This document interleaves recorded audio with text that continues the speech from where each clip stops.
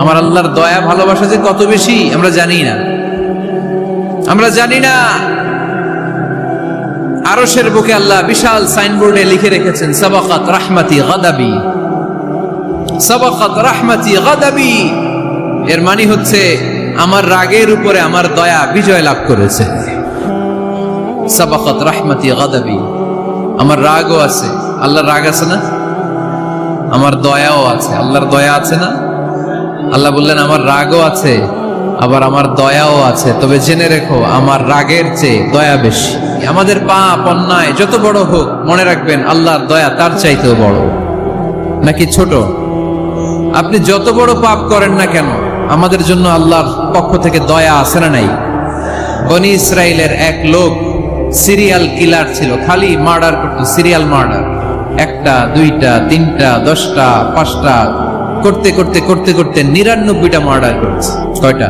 99টা murder. কল্পনা করা যায়? 99 জন মানুষকে সে নিজ হাতে হত্যা করেছে।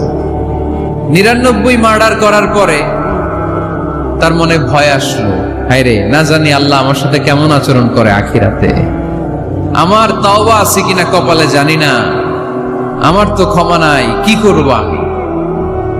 তো সে লোকজনদেরকে জিজ্ঞেস করলো আমার ক্ষমা আছে কিনা, এটা কে বলতে পারবে, আমাকে আল্লাহ মাফ করবে কিনা? তারা সবাই বললো এই এলাকায় এক আল্লাহর ওলি আছে, তার কাছে যাও।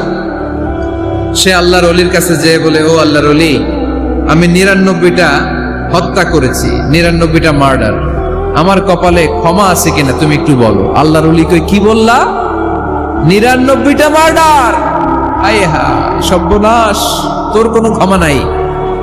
এবার যে মার্ডার করছে ও কয় আমার যেহেতু ক্ষমা নাই, তোরে বাঁচায় রেখে লাভ কি, তোরেও দিলাম শেষ করে। এবার সেঞ্চুরি করে ফেলাইছে। কথা বুঝতেছেন? আমার যেহেতু ক্ষমা নাই, তো তোরে বাঁচায় রেখে কি লাভ, তোরেও শেষ করে দিলাম। এবার সেঞ্চুরি। সেঞ্চুরি করার পরেও ভয় আসে না নাই অন্তরে? অন্তরে তো আল্লাহর ভয়, কই যাবে? খুঁজতে লাগলো কে সমাধান দিতে পারবে। একজন বললো ওই এলাকায় একজন বড় আলেম আছে, ওই আলেমের কাছে যা। সে আলেমের কাছে যেয়ে বলে, আলেম, আমি 99টা হত্যা করেছি, এখন আমার বড্ড ভয় হয়, আল্লাহ আমারে মাফ করবে কিনা, তুমি একটু আমারে